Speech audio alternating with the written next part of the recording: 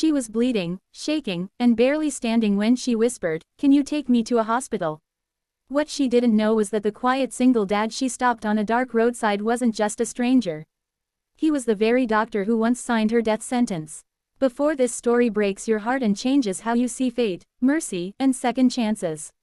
Subscribe now, because stories like this don't just entertain. They stay with you. The rain had already soaked the empty road when Daniel Hale noticed the woman stumbling near the bus stop, one hand pressed to her side, the other reaching out blindly as if the darkness itself might help her stay upright, and Daniel almost drove past her because exhaustion had made him cautious and fear had made him selfish, because he was a single father driving home late with a sleeping child in the back seat, and he had learned the hard way that the world was not always kind to men who stopped at night for strangers, but something about the way she fell to her knees made his foot slam the brake before his mind could argue, and by the time he stepped out into the rain she was already whispering words that sounded like an apology rather than a plea, saying she didn't mean to bother anyone, that she just needed help, that she would pay somehow even though her pockets were empty, and when she finally looked up at him her face was pale in a way Daniel knew too well, the kind of pallor that came from blood loss and shock, not fear, and she whispered again, barely audible over the rain, "Can you take me to a hospital?" Daniel knelt without thinking, his instincts overriding his caution, his hands steady as he checked her pulse, counted her breaths, assessed the way she was holding her abdomen, and the realization hit him like a quiet thunderclap. This was serious, possibly life-threatening, and time was already running out, and when he told her he was taking her now she tried to protest again, tried to explain that she'd been turned away before, that hospitals asked questions she couldn't answer, that she didn't have insurance or family or anyone who would come for her if things went wrong, and Daniel didn't tell her he was a doctor because he had learned that titles changed the way people looked at him, especially when he was trying to help, so he simply helped her into the passenger seat, wrapped his coat around her shoulders, and drove faster than he ever had with his daughter in the car, his heart pounding not with fear of the road but with the familiar terror of being responsible for another life. As they drove, the woman drifted in and out of consciousness, murmuring fragments of a story that didn't make sense yet, about a shelter that closed early, about a man who promised help and disappeared, about pain that started weeks ago and never stopped, and Daniel listened with half an ear while his mind raced through possibilities, internal bleeding, infection, complications that should have been treated long before tonight, and when they finally reached the hospital entrance he carried her inside himself because waiting for a wheelchair felt like surrendering to the clock. And as the automatic doors slid open the smell of antiseptic and memory hit him at once, because this was the same hospital he had walked away from years ago when grief made him choose fatherhood over prestige, and as nurses rushed forward and he started giving instructions without realizing it, the woman's eyes fluttered open just long enough for her to look at him with a fragile smile and say, "Thank you, doctor," even though he hadn't told her, and for reasons he couldn't explain, that single word made his chest tighten in a way it hadn't in years. They stabilized her just enough to run tests, and Daniel stood outside the trauma bay,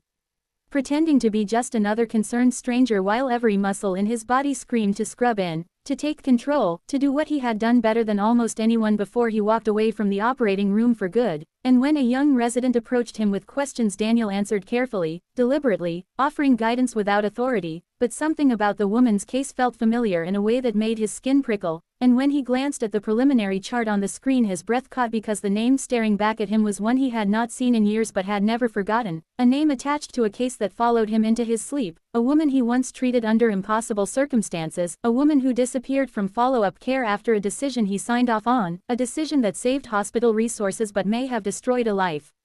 Her name was Claire Morgan, and years ago Daniel Hale had been the top specialist in his field when Claire came in undocumented, uninsured, and already too sick for the aggressive treatment she needed, and the board had pushed for a conservative approach, and Daniel had argued, and then compromised, and then signed the paper that sent her away with a treatment plan that assumed she had stability she did not have, and when she vanished from the system he told himself there was nothing more he could have done, told himself he had a child to raise and a life to live. But standing there now, watching nurses fight to undo years of neglect and abandonment, Daniel felt the weight of that choice crash down on him with unbearable clarity.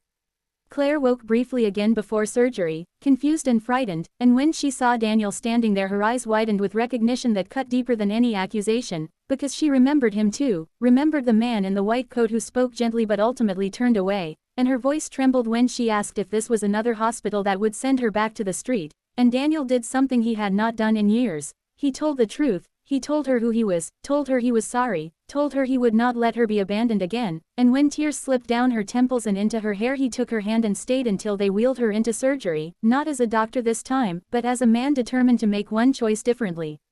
The operation was long and complicated, involving damage that could have been prevented if she had received proper care years ago, and Daniel assisted unofficially, guiding hands, offering insight, stepping back when protocol demanded it, and when it was finally over and Claire was alive but fragile, the surgeon turned to him and asked why he wasn't still practicing, and Daniel looked through the glass at his sleeping daughter in the waiting room and answered honestly that some losses change you, and some responsibilities pull you away from who you were. But standing there now he realized that walking away had not freed him from the past. It had only delayed its return. Recovery was slow, painful, and uncertain, and Daniel visited Claire every day, sometimes with his daughter, sometimes alone, and they talked about everything they never said before, about the system that failed her, about the fear that made him compromise, about the years she spent surviving instead of living, and as her strength returned something else grew between them, not romance at first, but trust, the kind built from shared truth and accountability, and when hospital administration discovered Daniel's involvement there were meetings and warnings and the threat of consequences, but for the first time in years Daniel didn't feel afraid of losing his reputation, because he had already lost the version of himself